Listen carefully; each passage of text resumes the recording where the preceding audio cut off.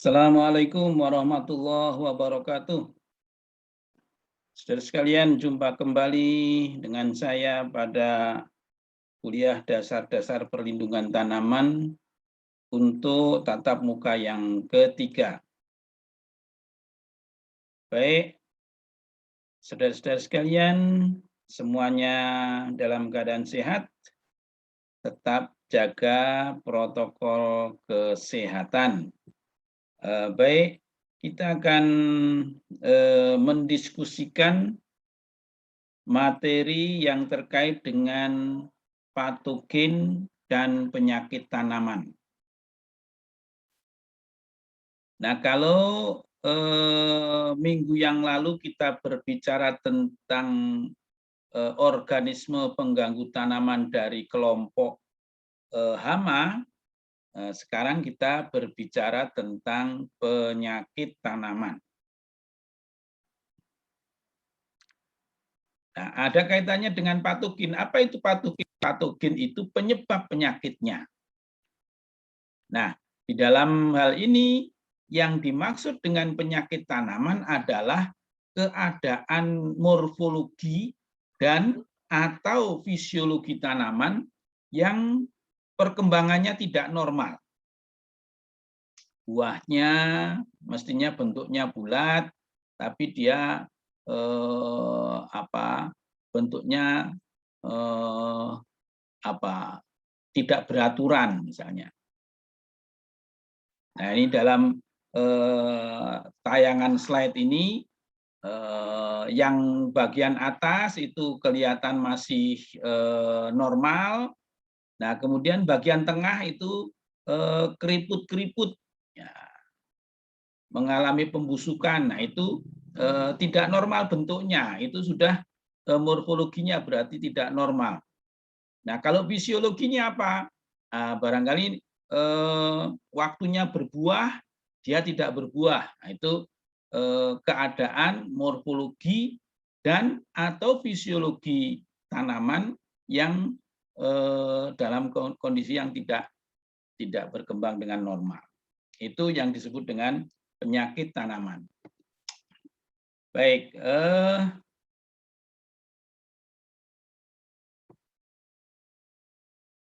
berikutnya,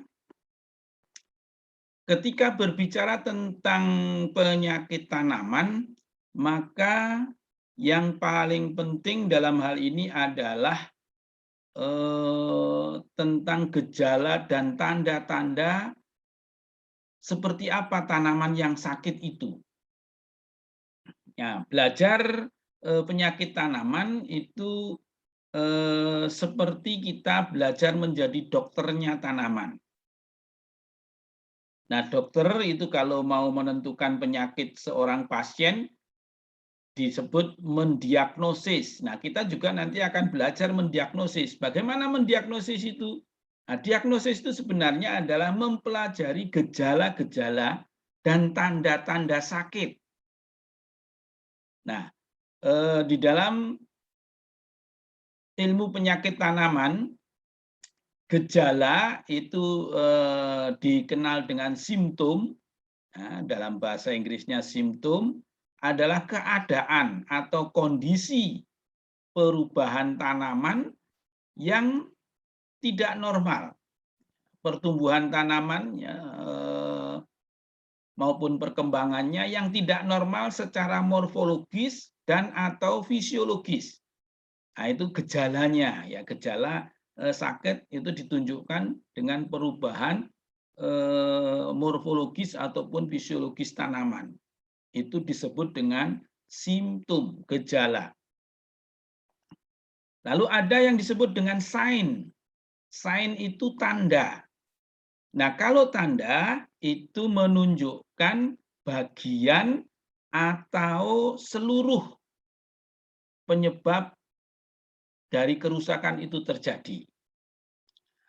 Atau penyebab penyakit. Artinya tanda itu adalah penyebab penyakitnya. Kehadiran penyebab penyakitnya. Nah, misalnya dalam contoh ini yang di atas ini harusnya daun itu warnanya hijau, ini warnanya coklat atau kehitam-hitaman, ini daunnya mati, jaringannya mati. Nah, perubahan ini morfologis maupun fisiologis ini disebut gejala. Sedangkan ini di bawah ini ada buah mentimun yang diselimuti oleh miselium jamur. Nah, ini jamur yang tumbuh pada buah mentimun. Ya, keberadaan miselium jamur ini adalah tanda. Kalau busuknya itu gejala, tapi kalau adanya ini ada miselium, kemudian ada lendir bakteri, ada spora, itu adalah tanda. Sedangkan kerusakannya atau keadaannya disebut gejala. Baik, lanjut. Beberapa contoh gejala penyakit dibedakan menjadi gejala morfologis dan gejala fisiologis. Nah, kita akan bicarakan tentang gejala morfologis. Itu ada beberapa macam gejala morfologis. Yang pertama adalah nekrosis. Nekrosis itu adalah gejala penyakit yang merupakan kematian sel, kemudian berlanjut menjadi kematian jaringan. Nah, fisiknya yang terlihat itu ada spot atau bercak. Apakah di daun, apa di buah, seperti ini. Buah tomat, daun ya ini daun tomat ada bercak-bercaknya, ini spot namanya.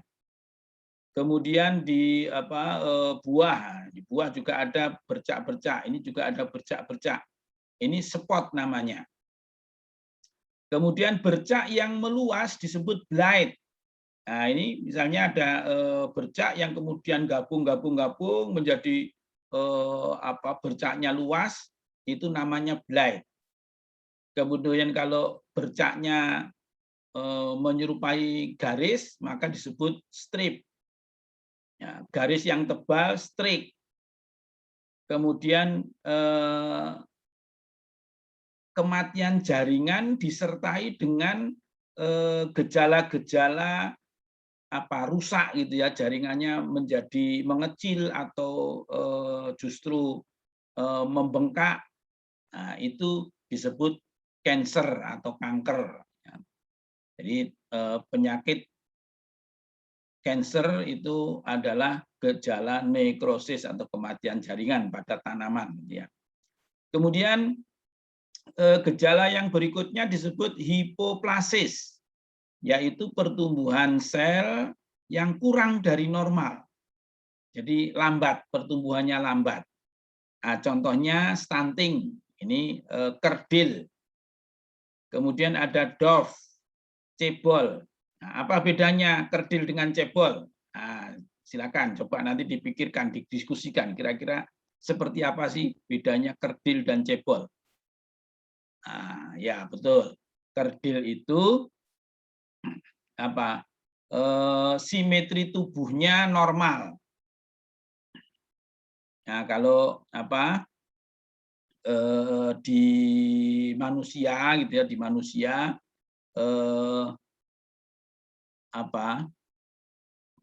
contoh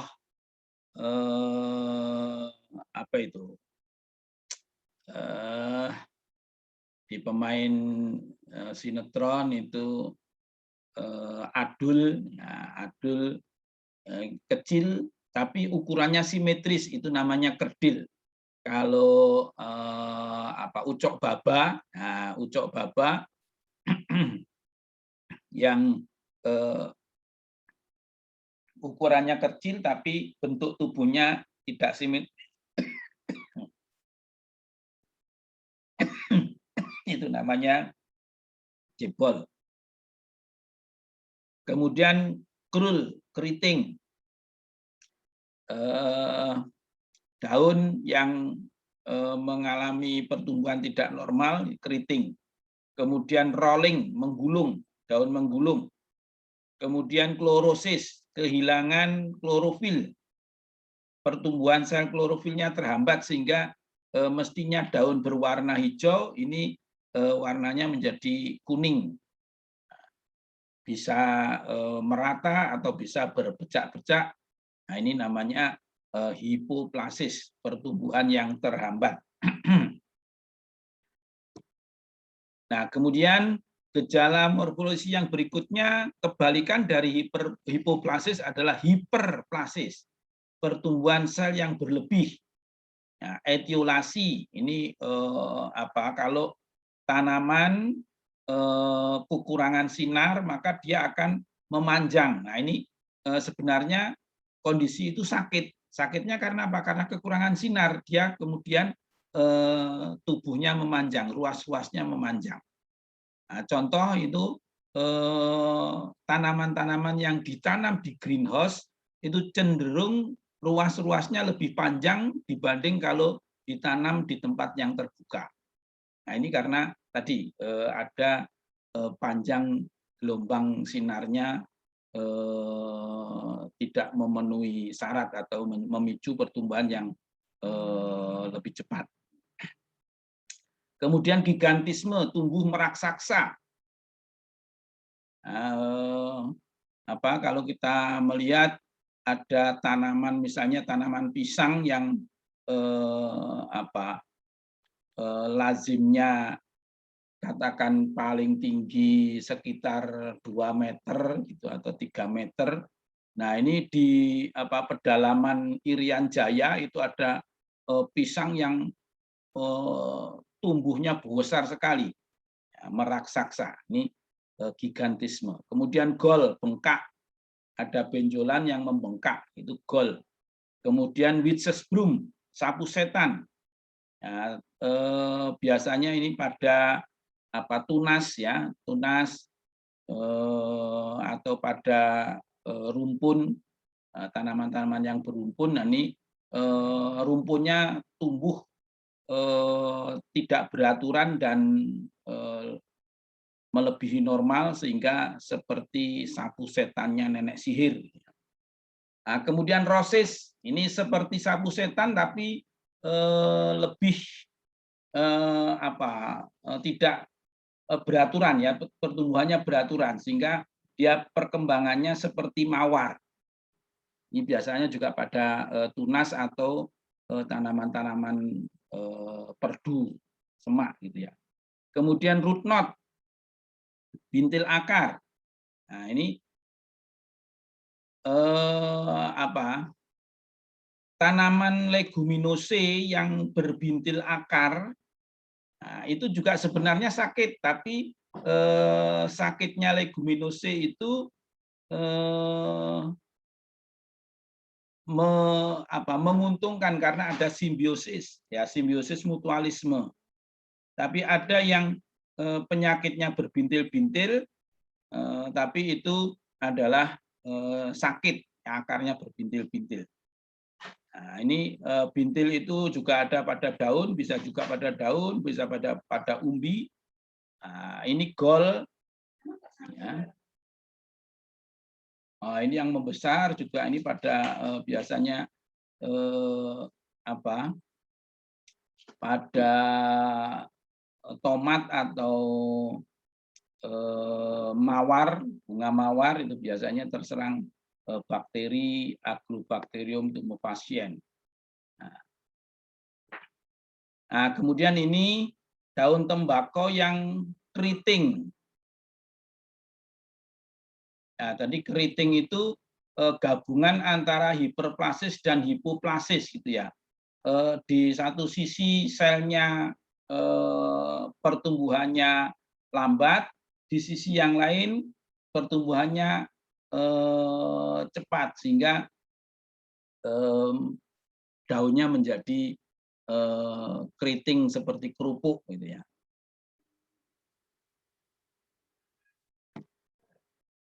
Nah, kemudian kalau gejalanya fisiologis itu morfologinya normal, tapi kondisinya layu, misalnya ini kekurangan air atau juga karena serangan patogen bisa menyebabkan tanaman menjadi layu.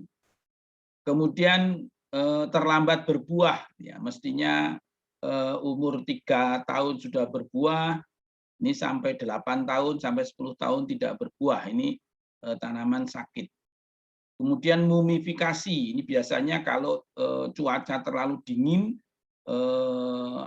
buah-buah menjadi mengecil, mengerut dan mengeras. Ini mumifikasi. Itu gejala-gejala penyakit tanaman. Lalu tanaman sakit itu apa penyebabnya?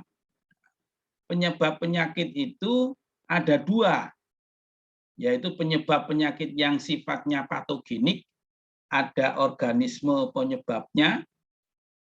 Ini biasanya harus melalui fase yang namanya infeksi, sehingga disebut infectious disease atau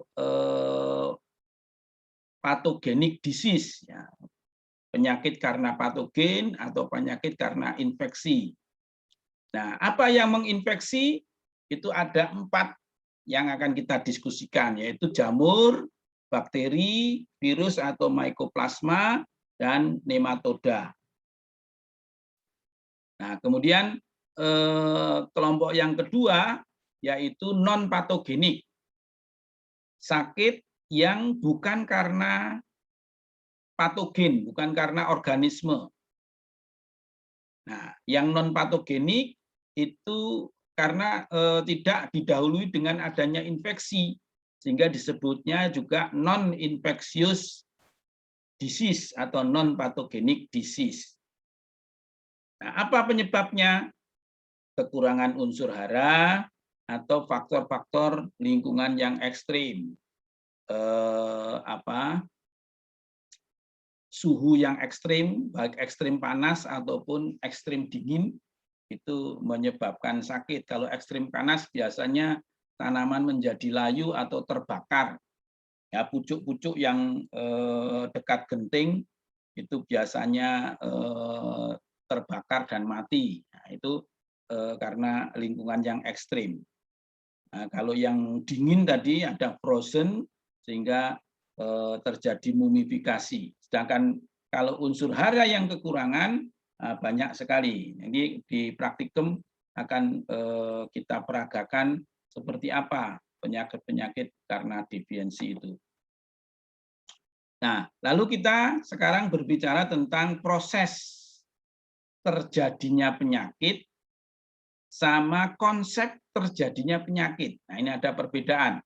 Kalau konsep itu adalah kenapa penyakit itu terjadi. Kalau proses itu rangkaian tanaman dari sakit sampai menularkan penyakit. Nah, ini proses terjadinya penyakit. Kalau konsep terjadinya penyakit itu faktor-faktor apa yang menyebabkan tanaman menjadi sakit. Nah, untuk konsep terjadinya penyakit itu ada paling tidak 3 teori.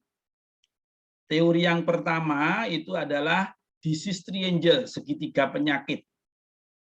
Yang kedua quarter disease, ya. Penyakit segi 4 penyakit dan disease limas, ya. Limas penyakit. Nah, segitiga penyakit itu adalah konsep bahwa penyakit itu akan timbul apabila ada OPT yang ganas, ya, OPT-nya ganas. Wah, ini lingkungan kelebihan H, lingkungannya sesuai untuk pertumbuhan OPT, organisme pengganggu tanaman, dan tidak sesuai bagi pertumbuhan tanaman. Nah, ini menjadikan peluang untuk terjadinya penyakit lebih besar. Kemudian yang ketiga, tanamannya peka. Tanamannya peka. Ini kalau ketiga syarat itu ada, maka akan terjadi penyakit di areal itu. Nah, sebaliknya kalau OPT-nya itu tidak ganas, ya ada OPT tapi tidak ganas, sehingga tidak sampai menimbulkan kerugian ekonomis.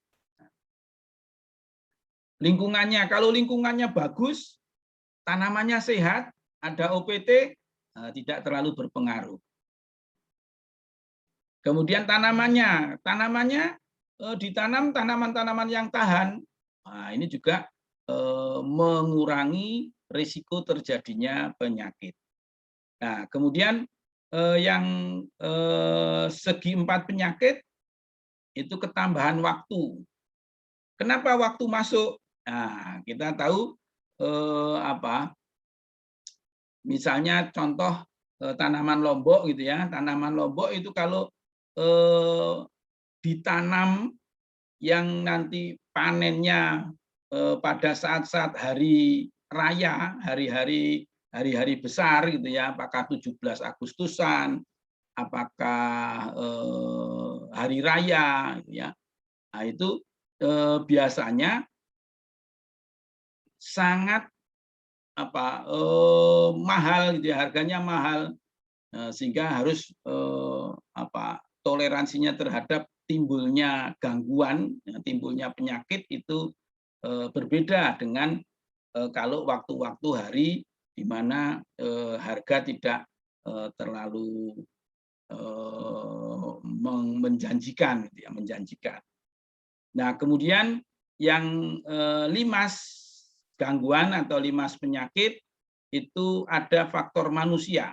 Nah, manusia ini adalah makhluk perekayasa, ya. Jadi kalau manusianya mampu memanage keempat faktor ini dengan baik, maka risiko timbulnya penyakit menjadi lebih kecil. Nah, kalau semua keempat faktor ini dalam kondisi yang dimanage dengan baik oleh manusia, maka risiko terjadinya penyakit kecil. Kemudian apa bedanya dengan proses? Nah, kalau proses tadi adalah mulai dari patogen itu berinteraksi dengan tanaman, kemudian melakukan inokulasi atau infeksi masuk ke dalam tubuh tanaman, di dalam tubuh tanaman itu berkembang biak, ya, jadi berkembang. Jadi misalnya ini ada spora masuk ke tubuh tanaman, sporanya tumbuh dan berkembang di dalam tanaman. Nah, kemudian perkembangannya meluas, terjadi invasi, ya, tidak hanya pada titik infeksi saja, kemudian menjalar kemana-mana, timbul bercak yang makin meluas. Nah, ini ada proses invasi. Nah, kalau sudah timbul bercak, kemudian keluar sporanya, massa sporanya ini dilepaskan ke udara, ke lingkungan, ini terjadi sporulasi. Nah, mulai dari infeksi, inkubasi, invasi, sampai sporulasi, itu disebut dengan siklus penyakit. Ya, proses terjadinya penyakit tanaman atau dikenal dengan siklus penyakit. Nah, apa itu? Ini inokasi, masuknya patogen ke dalam sel, inkubasi, masa tumbuh kembang patogen di dalam sel, invasi, menyebarnya patogen dalam tubuh tanaman, sporulasi, patogen menyebar keluar dari tanaman inang. Nah, itu bedanya konsep terjadinya penyakit dan proses terjadinya penyakit.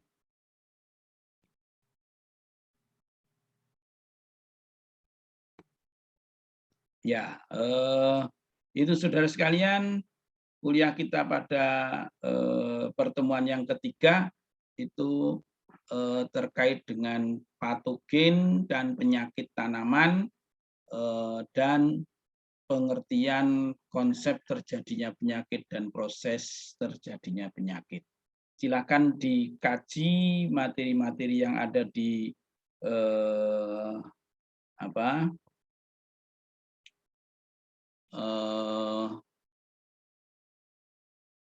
daring Unisma. Kita akan ketemu lagi di waktu yang akan datang, dan terima kasih.